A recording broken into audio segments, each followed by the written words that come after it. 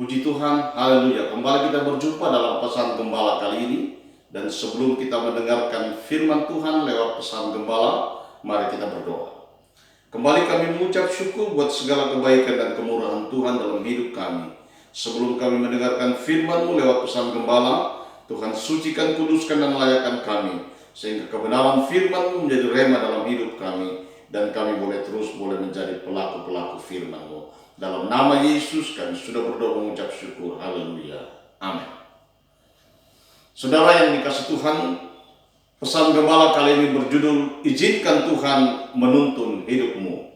Kita baca di dalam Yesaya pasal 48 ayat yang ke-17. Akulah Tuhan Allahmu yang mengajar engkau tentang apa yang memberi faedah, yang menuntun engkau di jalan yang harus kau tempuh. Saudara yang dikasihi Tuhan Yesus Kristus, karena salah dalam membuat pilihan dan keputusan, maka Lot harus menanggung akibatnya.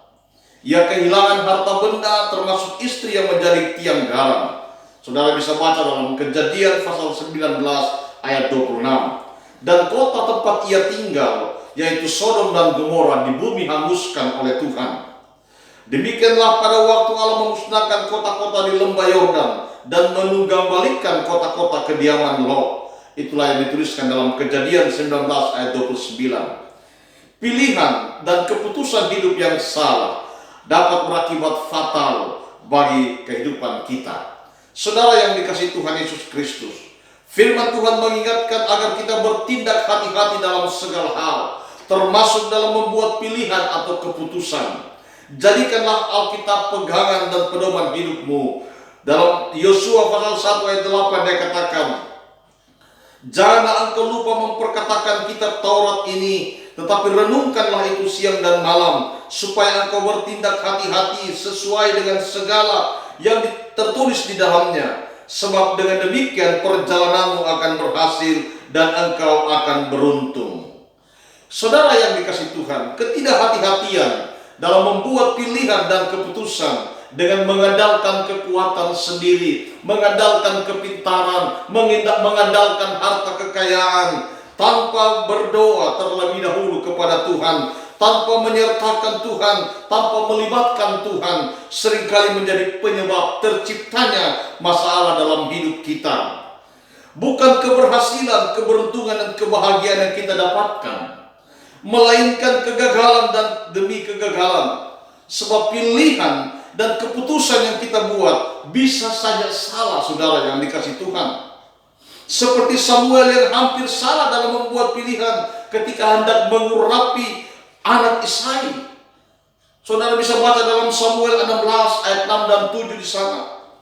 Itulah sebabnya mari jangan terburu-buru saat membuat pilihan hidup. Bertanyalah kepada Tuhan, izinkan Tuhan mengatur hidupmu, izinkan Tuhan berbuat sesuatu dalam hidupmu.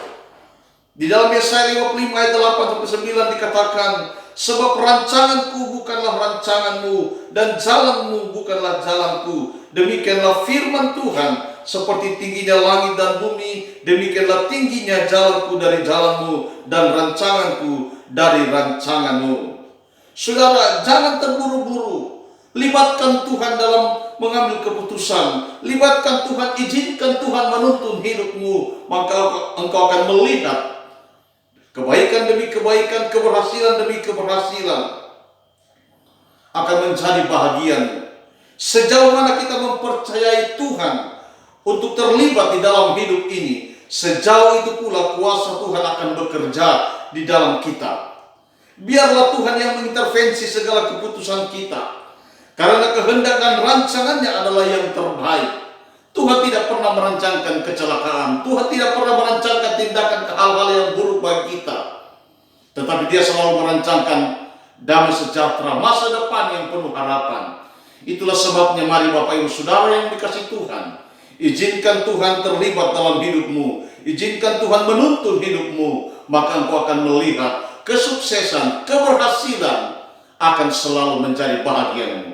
Dalam bidang apapun yang engkau kerjakan, dalam pelayanan, dalam pekerjaan, dalam rumah tangga, dalam apapun saja, kalau engkau melibatkan Tuhan, maka engkau akan melihat keberhasilan, kesuksesan, damai sejahtera sukacita selalu menjadi bahagiamu. Diberkatilah semua yang mendengarkan dan melakukan kebenaran firman Allah. Amin. Mari kita berdoa. Terima kasih buat kebenaran saat ini Tuhan. Mengajarkan kepada kami untuk selalu melibatkan Engkau dalam kehidupan kami. Mengajarkan kami untuk mengandalkan Engkau dalam kami mengambil keputusan. Terima kasih buat kebenaran nasihat-Mu saat ini. Biarlah kami mampu untuk menjadi pelaku firman-Mu, karena Engkau selalu ada bersama-sama dengan kami. Di dalam nama Yesus kami sudah berdoa mengucap syukur. Haleluya. Amin. Bapak Ibu Saudara yang diberkati Tuhan, Bapak Ibu diberkati dalam pesan gembala kali ini. Bagikan juga kepada orang lain agar mereka juga diberkati oleh Tuhan. Tuhan Yesus memberkati. Haleluya. Amin.